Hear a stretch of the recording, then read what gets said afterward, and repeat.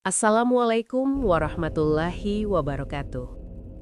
Halo kalian semua yang sedang mendengarkan cerita ini, dimanapun berada.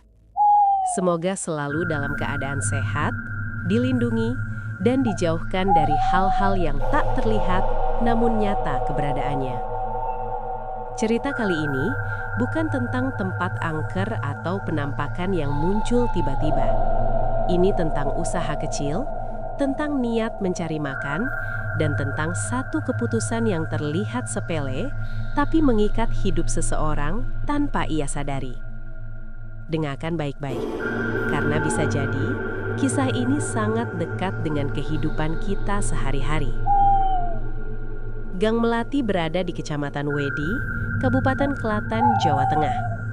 Gang itu sempit, hanya cukup dilalui satu motor. Jika dua orang berpapasan, salah satunya harus menepi. Di kanan kirinya berdiri rumah-rumah tua. Tembok kusam, sebagian retak, sebagian lagi ditumbuhi lumut hijau yang tak pernah benar-benar kering meski kemarau panjang. Di ujung gang itulah rumah Sulastri berdiri. Rumah sederhana, satu lantai, catnya sudah pudar. Dapurnya menempel langsung dengan ruang tamu. Tak ada sekat yang jelas, hanya meja kayu panjang yang menjadi pembatas antara tempat memasak dan ruang menerima tamu. Sejak suaminya meninggal setahun lalu karena kecelakaan kerja di proyek bangunan Solo, rumah itu terasa jauh lebih sunyi. Tak ada lagi suara langkah berat pulang sore hari, tak ada lagi keluhan capek sambil melepas sepatu di teras. Yang tersisa hanya Sulastri dan dapur. Dapur itu adalah satu-satunya harapan hidupnya. Setiap pagi, sebelum subuh Sulastri sudah bangun, menenak nasi meski belum ada pesanan, memotong bawang sambil berharap ponselnya berbunyi. Bau tumisan seringkali hanya berakhir jadi lauk makan sendiri. Spanduk kecil bertuliskan, menerima pesanan catering dan nasi box, tergantung miring di depan rumah. Sudah berbulan-bulan dipasang, tapi jarang sekali ada yang berhenti membacanya. Ya Allah, aku cuma pingin usaha ini jalan, gumamnya suatu pagi, menatap panci yang nyaris kosong. Hari itu Kamis, langit mendung sejak siang. Menjelang maghrib, hujan turun rintik-rintik. Gang Melati sepi, tak ada suara anak bermain, tak ada motor lewat. Sulastri hampir menutup pintu dapur ketika ia melihat seorang perempuan tua berdiri di mulut gang. Perempuan itu sendirian, pakaiannya sederhana, kebaya coklat kusam, kain jarik gelap, rambutnya disanggul rapi meski terlihat sudah memutih. Jalannya pelan, tapi langkahnya mantap, seolah tahu persis kemana ia akan pergi. Anehnya, tak ada suara langkah kaki yang terdengar di paving gang yang basah. Perempuan itu berhenti tepat di depan rumah Sulastri. Nyuwun sewu. Suaranya pelan tapi jelas. Sulastri terkejut. Iya Bu, ada yang bisa saya bantu? Tatapan perempuan itu menyapu dapur, meja, kompor, panci-panci yang tergantung. Tatapan yang bukan seperti orang melihat tempat asing, tapi seperti orang mengingat sesuatu. Kue sing masak nang kene? Kamu yang masak di sini? Iya Bu. Perempuan itu tersenyum tipis. Usahamu durung melaku yo? Usahamu belum jalan ya? Pertanyaan itu membuat dada Sulastri terasa ditekan. Ia mengangguk pelan. Ndelok niatmu apik, tapi niat wae ora cukup. Lanjutnya. Sulastri diam. Ada rasa tidak nyaman tapi entah kenapa ia tak bisa memalingkan wajah. Perempuan itu mendekat satu langkah.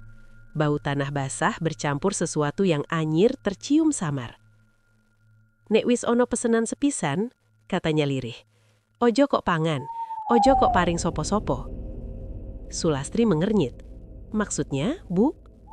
Perempuan itu menatap matanya lebih dalam. Pesenan sepisan kui kunci. Nek kowe pinter nyimpen, rejikimu ora bakal mandek. Hujan makin deras. Angin dingin menyusup ke dapur. Disimpen dingin di tandang Bu? Tanya Sulastri pelan tanpa sadar.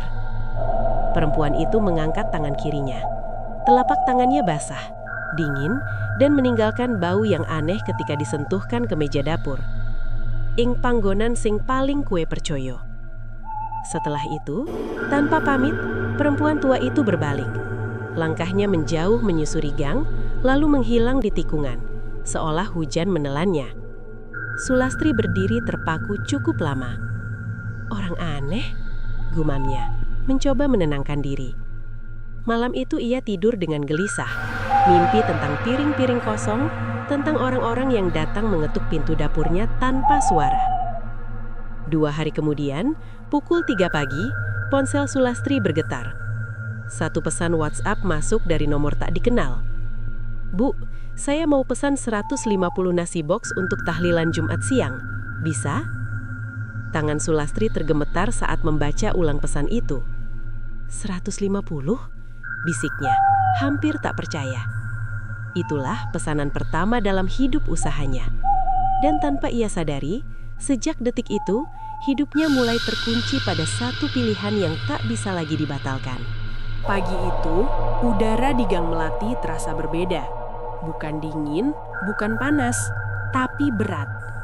Sulastri bangun sebelum alarm ponselnya berbunyi. Jam dinding baru menunjuk pukul 3:30.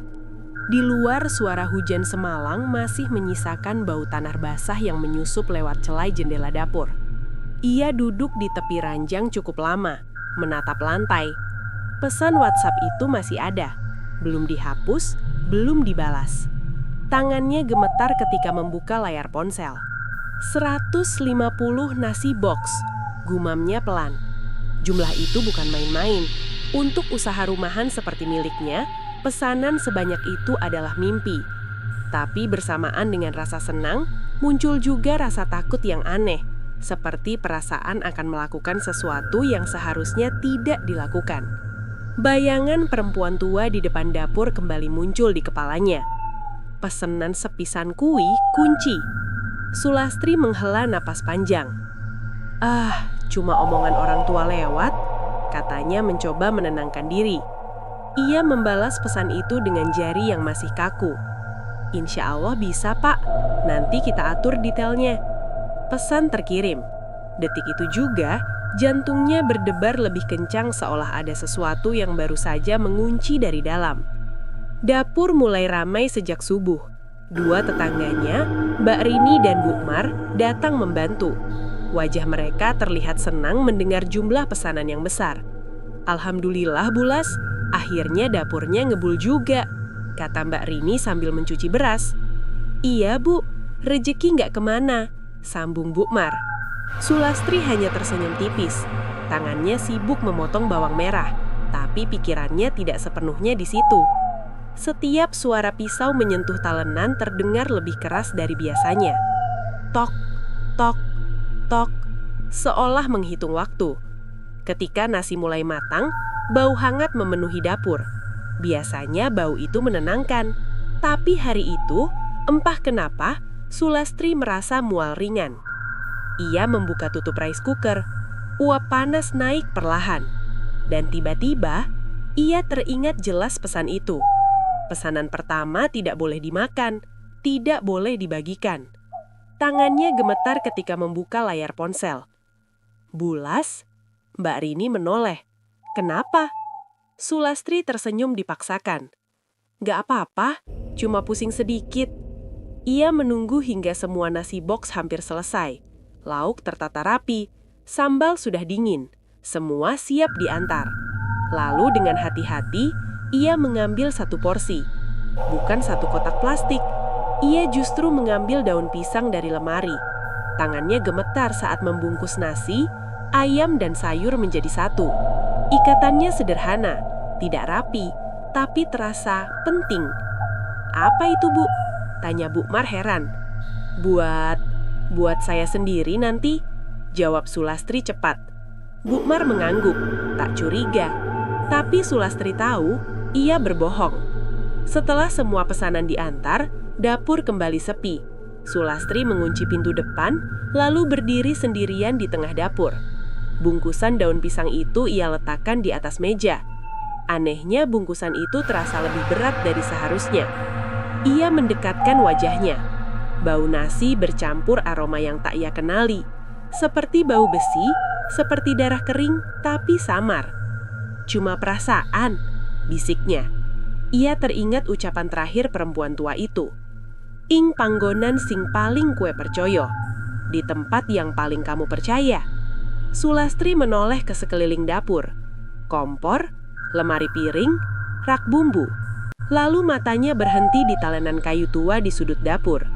Talenan itu peninggalan ibunya, sudah puluhan tahun dipakai. Permukaannya penuh goresan pisau. Di bawahnya lantai dapur agak cekung. Tanahnya lebih lunak karena dulu sering bocor. Entah kenapa, tempat itu terasa tepat. Dengan napas tertahan, Sulastri mengambil linggis kecil dari gudang. Ia mencongkel lantai perlahan. Tanahnya mudah dibuka, seperti sudah lama menunggu. Ketika lubang itu cukup dalam, ia menurunkan bungkusan daun pisang itu. Ketika bungkusan menyentuh tanah, angin dingin berhembus dari dalam lubang. Sulastri terdiam. "Bismillah," ucapnya pelan. Suaranya hampir tak keluar. Ia menimbun kembali lubang itu, meratakannya, lalu meletakkan talenan di atasnya. Semua terlihat normal. Tapi saat ia berdiri, lututnya mendadak lemas. Ia harus berpegangan pada meja dapur agar tidak jatuh. Malam itu ponsel Sulastri berdenyut tanpa henti. Pesanan baru, pesanan lain, pesanan lagi. Arisan ibu-ibu, syukuran kelahiran, rapat Karang Taruna. Satu demi satu masuk bahkan sebelum ia sempat membalas yang sebelumnya. Ya Allah, Sulastri duduk di lantai dapur, ponsel di tangan. Ini beneran. Air matanya jatuh, antara senang dan takut. Sejak malam itu, setiap hari selalu ada order. Dan tanpa sadar, Sulastri mulai mengulangi ritual yang sama. Setiap pesanan pertama di hari apapun, selalu ada satu porsi yang ia pisahkan. Selalu dibungkus daun pisang, selalu disimpan di bawah talenan. Tanah di bawah lantai dapur mulai berubah warna. Lebih gelap, lebih lembab, baunya makin aneh. Tapi Sulastri menutup mata, karena selama ia melakukan itu, dapurnya hidup.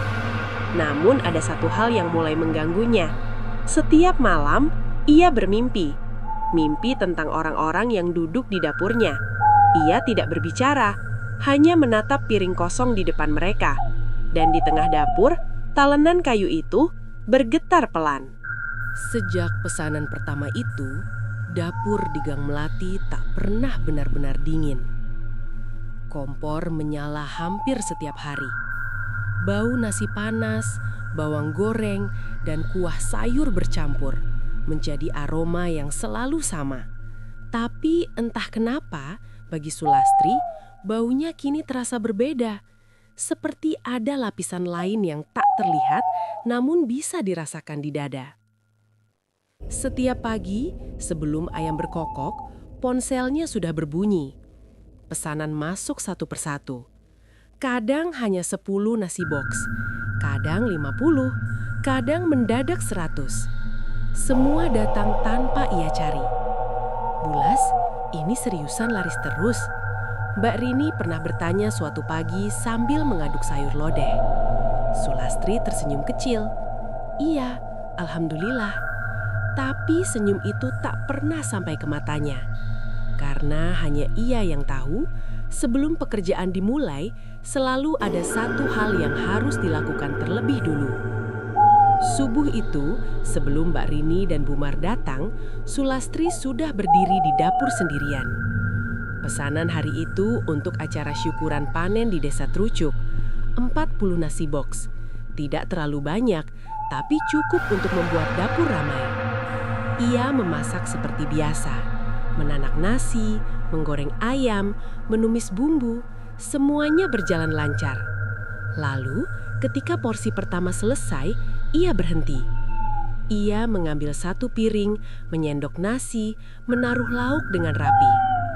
Tangannya bergerak otomatis, seperti sudah hafal di luar kepala. Daun pisang sudah menunggu di meja. Saat bungkusan itu selesai, ia memegangnya cukup lama. Beratnya selalu terasa tidak wajar, padahal isinya sama seperti porsi lain. "Sebentar saja," bisiknya. Ia mengangkat talenan kayu tua itu. Lantai dapur di bawahnya kini tak lagi keras. Tanahnya lembek, seperti selalu basah meski tak pernah disiram air. Sulastri menggali sedikit, memasukkan bungkusan, lalu menutupnya kembali. Setiap kali melakukan itu, dadanya terasa lega. Dan bersamaan dengan itu, ada rasa bersalah yang samar. Dalam sebulan, usaha catering Sulastri dikenal luas. Orang-orang mulai menyebut namanya dari mulut ke mulut. Pesan ke Bulas aja, masakannya enak. Bulas itu nggak pernah telat. Entah kenapa, makanannya bikin nagih. Kalimat terakhir itu sering ia dengar dan selalu membuat tengkuknya merinding. Ia mulai menambah peralatan, kompor baru, panci besar, kulkas bekas tapi masih layak pakai. Dapur yang dulu sempit kini penuh aktivitas. Namun seiring bertambahnya pesanan, aturan itu juga bertambah berat.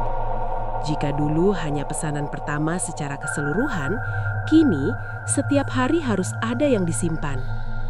Jika suatu hari ada 3 jenis pesanan berbeda, tetap hanya 1 porsi yang dikunci.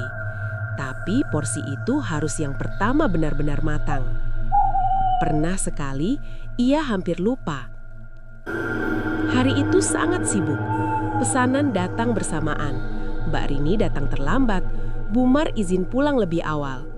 Sulastri langsung memasak tanpa berpikir panjang. Ketika semuanya hampir selesai, dadanya mendadak sesak, tangannya gemetar, keringat dingin mengalir di punggungnya. Ia berhenti, memegangi meja dapur. Astagfirullah, nafasnya terengah. Baru saat itulah ia sadar.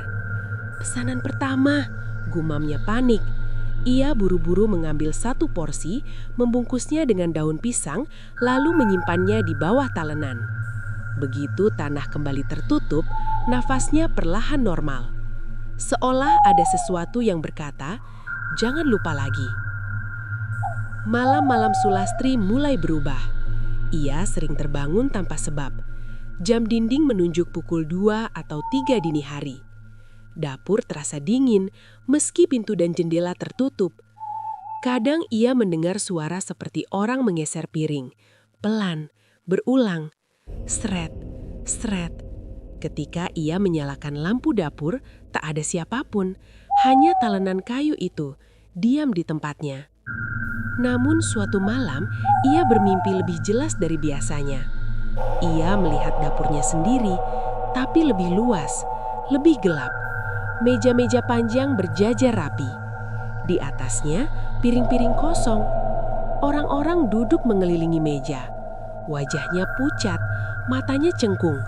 Mereka tidak bicara. Sulastri berdiri di ujung dapur memegang sendok besar. "Saya masakin, tunggu ya," katanya dalam mimpi. Tak satu pun menjawab. Lalu dari bawah talenan terdengar suara pelan. Tok, tok, tok, seperti mengetuk dari dalam tanah. Sulastri terbangun dengan jantung berdebar kencang. Bantalnya basah oleh keringat. Keesokan harinya, Bumar mendekatinya dengan wajah ragu. "Bulas, saya mau tanya." "Iya, ibu sering masak sendiri sebelum kita datang ya?" Sulastri terdiam sejenak. "Iya, kenapa?" Bumar menelan ludah. "Saya sering lihat lantai dapur ibu basah, tapi nggak bocor." Sulastri tersenyum tipis. "Mungkin lembab aja."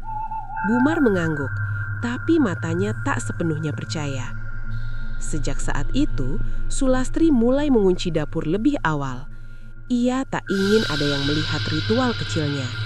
Ia tak ingin ada yang bertanya lebih jauh, karena ia sendiri tak berani mencari tahu. Bulan kedua berlalu, pesanan makin deras, uang masuk stabil, hutang lama mulai lunas. Lemari dapur terisi penuh. Hidupnya di atas kertas tampak membaik, tapi tubuhnya mulai memberi tanda. Ia sering pusing, matanya mudah lelah, rambutnya rontok lebih banyak dari biasanya. Kadang saat bercermin, ia merasa wajahnya terlihat lebih tua. "Kurang istirahat, Bu," kata Mbak Rini suatu siang. "Iya, mungkin," jawab Sulastri singkat. Ia tak mengatakan bahwa setiap malam tidurnya tak pernah benar-benar nyenyak, karena ia selalu merasa ada yang ikut menikmati hasil masakannya. Suatu sore, ketika hujan turun deras, listrik di Gang Melati padam. Dapur gelap, hanya suara hujan dan bau tanah basah yang masuk dari celah pintu.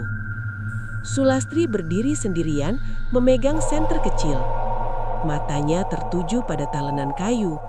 Entah kenapa, saat itu ia merasa talenan itu lebih menonjol dari biasanya. Seperti sedikit terangkat. "Ah, cuma perasaan," katanya lirih. Tapi ketika ia mendekat, lantai di sekitarnya terasa hangat. Bukan dingin, hangat. Seperti baru saja disentuh oleh sesuatu dari bawah. Sulastri mundur satu langkah. Dalam gelap, ia berbisik hampir tanpa suara. "Aku wes nindakake sing dikarepke, ojo ganggu aku." Tak ada jawaban. Hanya suara hujan dan dapur yang tetap menyala oleh sesuatu yang tak terlihat. Hari itu dimulai dengan sunyi yang aneh. Tidak ada bunyi notifikasi ponsel, tidak ada getar di meja dapur, tidak ada suara orang bertanya harga atau menanyakan menu. Jam dinding menunjukkan pukul 6 pagi. Biasanya, sebelum angka itu muncul, layar ponsel Sulastri sudah menyala berkali-kali. Tapi pagi itu, layar tetap gelap. Sulastri duduk di kursi dapur, memegang cangkir teh yang sudah dingin. Tatapannya kosong, seolah menunggu sesuatu yang tak kunjung datang. Mungkin orang-orang lagi sibuk, gumamnya, mencoba berpikir positif. Ia berdiri, menyalakan kompor, dan mulai menanak nasi meski belum ada pesanan. Seperti kebiasaan lama yang tak bisa dihentikan begitu saja. Namun, ada satu masalah besar hari itu. Tidak ada pesanan pertama. Artinya, tidak ada yang bisa dikunci. Pikiran itu membuat tengkuknya merinding. Mbak Rini datang pukul 7, diikuti Bumar setengah jam kemudian. Keduanya tampak heran melihat dapur sudah aktif, padahal belum ada order. "Bulas, hari ini ada acara apa?" tanya Mbak Rini sambil menaruh tas. Sulastri menggeleng pelan. "Belum ada." Bumar saling pandang dengan Mbak Rini. "Loh, terus ini masak buat apa?" "Biar siap kalau tiba-tiba ada pesanan," jawab Sulastri cepat. Jawaban itu terdengar wajar, tapi ada nada tergesa di dalamnya. Jam 8 lewat, jam 9, jam 10, tetap tak ada pesan masuk. Udara dapur terasa semakin pengap meski jendela terbuka lebar. Bau nasi yang matang tanpa tujuan membuat perut Sulastri mual. Tangannya mulai dingin. Sekitar pukul 10:30, suara retak terdengar pelan dari bawah lantai dapur. Krek. Sulastri menoleh cepat ke arah talenan. "Ada yang jatuh, Bu?" tanya Mbak Rini. Sulastri menggeleng pelan. "Enggak, mungkin kayunya." Padahal ia tahu suara itu berasal dari tanah di bawah talenan. Ia mendekat pelan-pelan. Talenan kayu itu tampak biasa saja. Tapi saat ia meletakkan telapak tangan di atasnya, ia merasakan getaran halus, seperti denyut nadi. Ia menarik tangannya cepat-cepat. Astagfirullah. Menjelang zuhur, hujan turun tiba-tiba. Deras. Angin masuk membawa bau tanah basah yang sangat tajam. Bau yang sama seperti malam perempuan itu datang. Dan bersamaan dengan hujan, kesialan kecil mulai muncul. Kompor utama tiba-tiba mati dan tak mau menyala lagi. Tabung gas masih penuh, tapi apinya tidak keluar. "Bu, ini kompor kenapa?" Bumar memanggil. Sulastri mencoba menyalahkannya sendiri. Tetap tidak bisa. "Pakai kompor cadangan dulu," katanya, berusaha tenang. Belum sempat ia melangkah, terdengar suara gedebuk dari sudut dapur. Rak piring yang sudah lama dipakai tiba-tiba ambruk. Piring-piring pecah berserakan di lantai. Mbak Rini menutup mulut. "Ya Allah." Sulastri berdiri terpaku. Satu kejadian mungkin kebetulan. Dua kejadian masih bisa diterima. Tapi semuanya terjadi di hari yang sama, dan belum ada satupun pesanan masuk. Sore hari, ponsel Sulastri akhirnya berbunyi. Ia hampir menjatuhkan ponsel karena kaget. Dengan tangan gemetar, ia membuka pesan itu. Namun, bukan pesanan. Pesan dari bank. Transaksi tidak dikenali terdeteksi. Saldo Anda telah ditahan sementara. Enggak. Napas Sulastri tersengal. Ia duduk di lantai dapur, banda sandaran ke lemari. Air matanya jatuh tanpa bisa ditahan. Ada apa, Bu? Mbak Rini mendekat panik. Enggak apa-apa, pulang aja dulu. Hari ini libur, jawab Sulastri lirih. Setelah dapur kosong, hujan masih turun. Langit gelap lebih cepat dari biasanya. Sulastri duduk sendirian, menatap talenan kayu. Ini karena hari ini nggak ada pesanan ya? Bisiknya. Tak ada jawaban. Namun, bau anyir mulai terasa lagi. Malam itu, listrik padam di seluruh Gang Melati. Rumah Sulastri gelap total. Hanya cahaya lilin kecil di meja dapur. Bayangan benda-benda memanjang di dinding, bergerak mengikuti nyala api. Sulastri duduk bersila di depan talenan kayu. Kalau memang harus ada, bilang, aku siap masak. Angin dingin berhembus dari bawah lantai. Lalu, terdengar suara yang sangat pelan. Tok, tok, tok. Seperti ketukan dari dalam tanah. Sulastri menutup mulutnya menahan teriakan. Besok aku pasti dapat pesanan. Tolong, jangan sekarang. Ketukan itu berhenti. Namun lantai dapur terasa semakin hangat. Keesokan harinya, Sulastri bangun dengan tubuh lemas. Kepalanya berat, matanya perih seperti kurang tidur berhari-hari. Ia menyalakan ponsel dengan perasaan takut. Satu pesan masuk. Bukan besar, hanya 25 nasi box untuk rapat RT.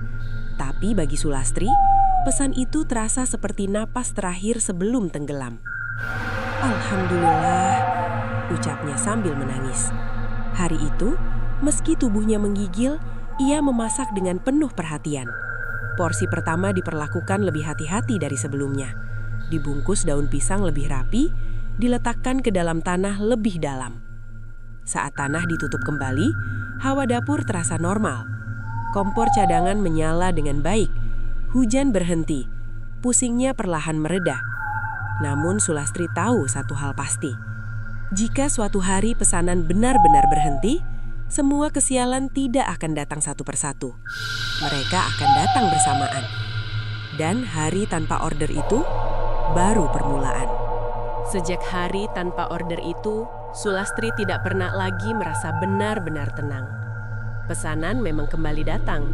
Tidak deras seperti sebelumnya, tapi cukup untuk membuat dapur tetap menyala. Setiap pagi selalu ada 1 atau 2 pesan masuk. Cukup untuk memberinya alasan melakukan ritual itu lagi. Dan setiap kali ritual dilakukan, dapur kembali normal. Tapi yang berubah adalah dirinya. Pagi itu, Sulastri berdiri di depan cermin kamar mandi lebih lama dari biasanya. Lampu neon kecil di atas kaca berkedip pelan. Wajahnya tampak pucat. Lingkar hitam di bawah matanya semakin jelas. Ia menyibakkan rambutnya ke belakang. Di pelipis kanan terlihat helaian rambut putih. Ini kapan? Bisiknya. Tangannya gemetar saat menyentuh rambut itu. Padahal umurnya belum genap 40 tahun. Rambut putih itu bukan 1, ada 2, 3. Dan ia tahu kemarin belum ada. Cuma stres, katanya pada diri sendiri. Cuma capek. Ia menutup cermin, seolah tak ingin melihat perubahan itu. Di dapur, Mbak Rini memperhatikannya dengan wajah khawatir. Bu Las, ibu kelihatan kurusan, katanya pelan. Makan yang benar, Bu. Iya, jawab Sulastri singkat. Padahal ia tahu nafsu makannya semakin berkurang. Setiap kali melihat makanan matang, perutnya justru terasa penuh. Seolah sudah ada yang lebih dulu makan sebelum ia sempat menyentuhnya. Hari itu, pesanan pertama datang pukul 5 pagi. 20 nasi box untuk pengajian kecil. Seperti biasa, Sulastri menyiapkan satu porsi terpisah. Namun, saat membungkusnya dengan daun pisang, tangannya mendadak kesemutan. Rasa dingin menjalar dari ujung jari ke pergelangan tangan. Ia hampir menjatuhkan bungkusan itu. Astagfirullah, nafasnya memburu. Ia tetap melanjutkan, mengangkat talenan, menggali tanah. Saat bungkusan itu dimasukkan, terdengar suara yang sangat pelan. Bukan ketukan, bukan gesekan. Seperti helaan nafas puas. Sulastri menutup lubang itu cepat-cepat, jantungnya hampir meloncat keluar. Kesialan mulai datang tidak hanya di dapur. Suatu sore, saat ia pergi ke pasar Wedi untuk belanja bahan, motornya hilang. Diparkir sebentar di depan toko sembako, tak sampai 10 menit. Saat ia kembali, tempat itu kosong. "Pak, motor saya yang merah tadi di sini, Pak," tanyanya panik pada tukang parkir. Tukang parkir menggeleng. "Saya nggak lihat, Bu." Sulastri terduduk di pinggir jalan. Kepalanya berdenyut hebat. Motor itu satu-satunya alat transportasinya. Tanpa itu, semuanya akan lebih sulit. Ia pulang diantar tetangga dengan perasaan hampa. Malamnya, ponselnya berbunyi lagi. Kali ini bukan pesanan. Pesan dari pihak bank. Saldo yang sempat ditahan ternyata tidak bisa dikembalikan seluruhnya. Ada transaksi yang tidak bisa dilacak. Sulastri menatap layar ponsel lama. "Ini semua gara-gara aku?" tanyanya pelan. Tak ada yang menjawab. Tubuhnya semakin sering sakit. Pusing datang tiba-tiba. Kadang saat berdiri lama, pandangannya berkunang-kunang. Pernah sekali ia hampir jatuh saat sedang mengaduk kuah. "Bu Las," Mbak Rini menangkap lengannya. "Ibu kenapa?" Sulastri terengah. "Nggak apa-apa, cuma capek." Tapi Mbak Rini tidak percaya. "Bu, kalau sakit mending istirahat. Usaha bisa libur sebentar." Kata libur membuat dada Sulastri terasa ditusuk. Ia menggeleng cepat. "Nggak bisa." "Kenapa?" Sulastri terdiam. Bibirnya bergetar tapi tak ada kata yang keluar. Karena ia tahu, libur berarti tidak ada pesanan pertama. Dan ia tidak siap menerima akibatnya. Malam itu mimpi Sulastri berubah. Bukan lagi dapur yang luas, bukan lagi piring kosong. Kini ia bermimpi tentang dirinya sendiri, berdiri di dapur, memasak tanpa henti. Rambutnya semakin putih, punggungnya membungkuk, tangannya keriput. Di sekelilingnya, orang-orang makan dengan lahap. Wajah mereka tidak jelas, hanya mulut yang bergerak cepat, mengunyah tanpa henti. "Cukup," Sulastri berkata dalam mimpi. "Aku capek." Tak ada yang berhenti. Dari bawah lantai, suara itu muncul, bukan ketukan. "Teruskan."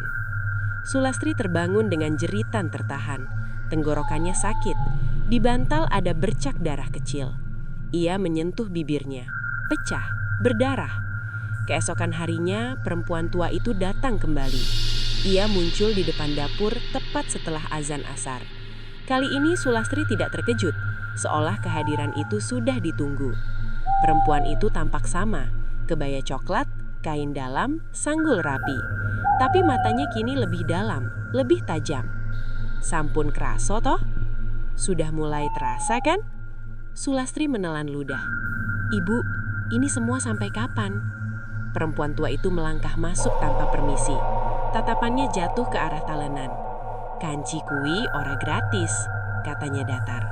"Kunci itu tidak gratis." "Aku cuma pengen usaha jalan. Aku nggak minta lebih." Suara Sulastri bergetar. Perempuan itu tersenyum tipis. "Tapi sing mangan ora mung kowe. Tapi yang makan bukan hanya kamu." Sulastri menutup mata. Air matanya jatuh. "Kalau aku berhenti?" Perempuan itu menatapnya lama, sangat lama. "Yen aliran mandek," suaranya pelan tapi berat. "Sing biyen ditahan bakal balik kabeh. Kalau aliran berhenti, yang selama ini ditahan akan kembali semua." Setelah itu, perempuan tua itu berbalik dan pergi, meninggalkan dapur yang terasa lebih sempit dari sebelumnya. Malam itu, Sulastri duduk sendirian di dapur. Lampu redup, bau tanah basah semakin kuat. Ia menatap talenan kayu lama itu. "Aku ora kuat yen kudu terus ngene. Aku tidak kuat kalau harus begini terus." Talenan itu diam. Namun dari dalam tanah muncul rasa hangat yang perlahan menjalar ke telapak kakinya. Seolah mengingatkan, selama dapur menyala, harga akan terus ditagih. Dan Sulasti sadar, tubuhnya sudah mulai membayar cicilan yang pertama. Tubuh Sulastri semakin sering menolak bekerja sama. Pagi itu, ia terbangun dengan napas pendek dan dada terasa seperti ditekan benda berat. Udara kamar pengap, meski jendela terbuka. Keringat dingin membasahi leher dan punggungnya. Ia duduk perlahan di tepi ranjang, menunggu pusingnya reda. "Tenang, pelan-pelan," bisiknya pada diri sendiri. Jam dinding menunjukkan pukul 4 lewat 10 menit. Biasanya, di jam segitu, dapur sudah ramai. Tapi hari itu, rumah terasa sunyi. Terlalu sunyi. Ia meraih ponsel. Tidak ada pesan baru. Sulastri menatap layar itu lama, seolah berharap notifikasi muncul hanya karena ia memikirkannya. Namun, ponsel tetap diam. Perasaan dingin menjalar dari tengkuk ke punggungnya. "Jangan hari ini," gumamnya lirih. Ia tetap ke dapur, menyalakan lampu, kompor, menanak nasi tanpa tujuan jelas. Gerakannya lebih lambat dari biasanya. Tangannya gemetar saat menuang beras. Ketika Mbak Rini datang, ia langsung menyadari ada yang tidak beres. "Bulas, wajah ibu pucat banget," katanya khawatir. "Ibu yakin mau masak?" Sulastri mengangguk pelan. Masih bisa, padahal kakinya terasa lemas. Jam 6, jam 7, tak ada pesan masuk. Bumar ikut datang, lalu duduk di kursi dapur. "Biasanya rame pagi-pagi," katanya. "Kok sepi ya?" Sulastri tidak menjawab. Ia hanya menatap talenan kayu di sudut dapur. Talenan itu kini tampak lebih gelap, seperti menyerap cahaya lampu. Tanah di sekitarnya lembab, meski tak ada air tumpah. Dari bawah lantai, ia merasa ada sesuatu yang menunggu. Menjelang pukul 9, tubuh Sulastri mulai menggigil. Kepalanya berdenyut keras, pandangannya sesekali buram. "Bulas, ibu duduk aja dulu," kata Mbak Rini hampir memaksa. Sulastri menuruti. Ia duduk di kursi, napasnya terengah. Dalam kepalanya terngiang suara perempuan tua itu. "Yen aliran mandek, sing ditahan bali kabeh. Jika aliran berhenti, yang ditahan akan kembali semua." Sulastri memejamkan mata. "Aku cuma butuh satu aja." Seolah menjawab doa yang setengah putus itu, ponselnya bergetar. Sulastri membuka mata lebar-lebar. Tangannya gemetar saat meraih ponsel. Satu pesan masuk. "Bu, mau pesan 25 nasi box buat rapat RT sore ini, bisa?" Air mata Sulastri langsung jatuh. "Alhamdulillah," suaranya serak. Mbak Rini senyum lega. "Syukur, Bu." Tapi Sulastri tahu, ini bukan sekedar pesanan. Ini penentu. Ia memasak dengan sisa tenaga yang ada. Setiap gerakan terasa berat. Setiap langkah seperti mengangkat beban di kakinya. Keringat dingin mengalir di pelipisnya meski api kompor kecil. Ketika nasi matang, ia terdiam lama. Inilah pesanan pertama hari itu, dan mungkin yang terakhir baginya. Ia mengambil satu porsi dengan tangan gemetar, membungkusnya dengan daun pisang yang masih segar. Ikatannya ia buat lebih rapi dari biasanya, seolah sedang membungkus sesuatu yang sangat berharga. "Aku ke belakang sebentar," katanya pada Mbak Rini. Ia mengunci pintu dapur dari dalam. Di depan talenan kayu, Sulastri berlutut. "Kalau memang harus begini, tolong jangan ambil semuanya." Ia mengangkat talenan. Lubang di bawahnya kini lebih dalam dari yang ia ingat. Tanahnya hitam, lembab dan hangat. Dari dalam lubang keluar bau yang sangat kuat, campuran nasi, tanah basah, dan sesuatu yang membuat perutnya mual. Saat bungkusan diturunkan, tanah itu bergerak.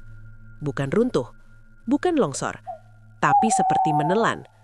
Daun pisang tertarik pelan ke dalam, seolah ada tangan dari bawah yang menarik. Sulastri terperanjat. "Cukup," katanya terisak. Ketika lubang ditutup kembali, ia merasa seluruh tenaganya tersedot keluar. Pandangannya gelap. Ia jatuh terduduk. Pesanan diantar oleh Mbak Rini dan Bumar. Sulastri tidak ikut. Ia hanya terbaring di ruang tamu, napasnya pendek, tubuhnya panas dingin. Saat mereka kembali, wajah mereka panik. "Bulas, ibu harus ke puskesmas," kata Bumar. Sulastri membuka mata setengah.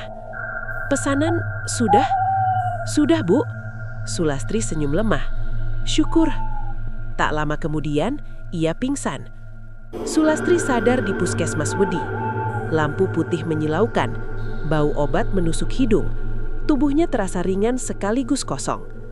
Seorang perawat berdiri di samping ranjang. Ibu pingsan karena tekanan darah turun drastis. Ibu kelelahan parah. Sulastri menatap langit-langit. "Kalau saya berhenti kerja?" Perawat itu mengernyit. "Justru itu yang kami sarankan, Bu." Sulastri tersenyum pahit. Ia tahu, berhenti bukan pilihan yang sederhana. Malam itu di ranjang puskesmas, Sulastri bermimpi lagi. Ia melihat dapurnya kosong, kompor mati, meja bersih, tidak ada piring, tidak ada orang. Untuk pertama kalinya, ia merasa lega. Namun dari bawah lantai, suara itu muncul. Bukan ketukan, bukan perintah. Hanya satu kalimat pendek. "Yen mandek, kabeh bali." Jika berhenti, semuanya kembali. Sulastri terbangun dengan napas tersengal. Air matanya mengalir di pelipisnya. Ia tahu, pesanan terakhir itu menyelamatkannya sementara, tapi juga menandai sesuatu yang lain. Bahwa mulai sekarang, harga yang dibayar bukan lagi uang atau barang, melainkan waktu hidupnya sendiri. Sulastri tidak langsung pulang ke rumah setelah keluar dari puskesmas Wedi. Ia duduk lama di bangku depan, menunggu keponakannya, Rahayu, yang menjemput dengan motor. Angin sore bertiup pelan. Matahari hampir tenggelam di balik deretan pohon. Tubuhnya masih lemas. Tangannya dingin. Tapi pikirannya justru lebih jernih dari sebelumnya. "Aku gak bisa terus masak," katanya pelan begitu Rahayu datang. Rahayu menoleh. "Tante harus istirahat. Kata dokter juga gitu." Sulastri mengangguk. "Aku tahu." Ia tidak menjelaskan alasan sebenarnya. Tidak tentang talenan, tidak tentang pesanan pertama, tidak tentang apa yang menunggu di bawah lantai dapur. Beberapa hal lebih aman disimpan sendiri. 2 minggu setelah itu, Sulastri benar-benar berhenti memasak. Dapur Gang Melati tidak tutup. Asap tetap mengepur. Tapi bukan lagi tangannya yang berdiri di depan kompor. Rahayu mengambil alih. Anak itu masih muda, tenaganya kuat, dan belum tahu apa-apa. "Pesanan pertama hari ini dari mana?" tanya Rahayu suatu pagi. Sulastri yang duduk di kursi dekat pintu dapur menjawab pelan. "Desa Trucuk." "Oh iya," Rahayu tersenyum. "Banyak juga ya?" Sulastri hanya mengangguk. Setiap subuh, ia tetap duduk di kursi itu, menatap dapur, menunggu satu hal yang tak pernah ia lewatkan. Ketika porsi pertama matang, Sulastri akan berdiri perlahan. "Tante ke dapur sebentar," katanya. Ia tidak lagi membungkus sendiri. Ia hanya memastikan satu porsi tidak ikut dibagikan. Tidak dimakan, tidak keluar rumah. Ritual itu kini dilakukan dengan langkah lebih lambat, tubuh lebih rapuh, tapi niat yang sama.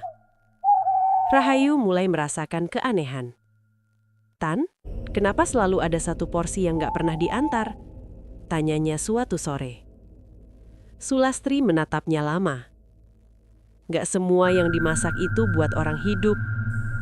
Rahayu tertawa kecil, mengira itu hanya ucapan orang tua. "Ya sudah," katanya santai. Namun malam-malam di Gang Melati tetap sama. Tanah di bawah talenan masih hangat. Bau anyir masih muncul saat hujan turun. Dan kadang saat dapur sepi, terdengar suara piring digeser pelan. Sulastri tidak pernah lagi mengecek lubang itu. Ia sudah tahu isinya bertambah. Tubuh Sulastri semakin melemah seiring waktu. Rambutnya memutih lebih cepat dari seharusnya. Kulit tangannya mengering. Langkahnya pendek-pendek. Usianya belum 50, tapi wajahnya tampak jauh lebih tua. Namun usaha catering itu justru semakin dikenal. Pesanan datang dari Klaten, Sukoharjo, bahkan Solo. Orang-orang memuji rasanya yang konsisten, berbeda, bikin kangen.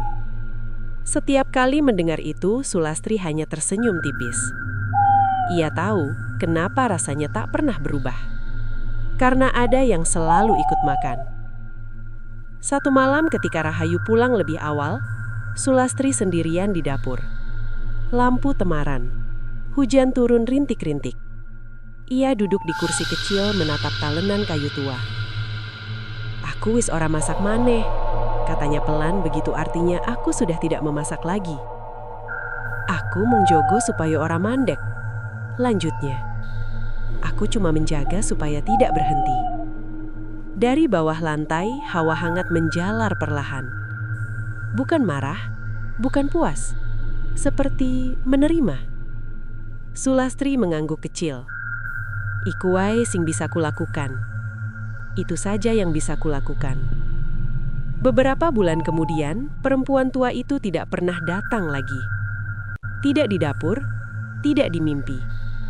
Namun Sulastri tahu kehadiran itu tidak benar-benar pergi. Ia kini memahami satu hal yang dulu tidak ia sadari. Pesanan pertama bukan sekedar pengunci rezeki. Ia adalah perjanjian. Dan perjanjian itu tidak mengenal kata selesai.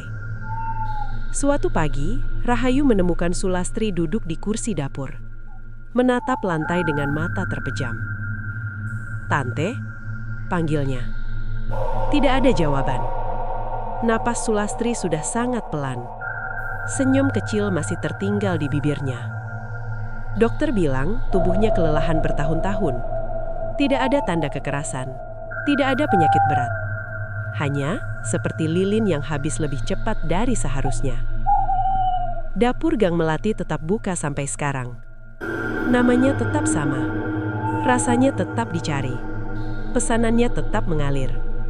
Dan setiap subuh, sebelum porsi pertama keluar, Rahayu tanpa pernah benar-benar tahu alasannya, selalu menyisihkan satu nasi box. Ia membungkusnya dengan daun pisang.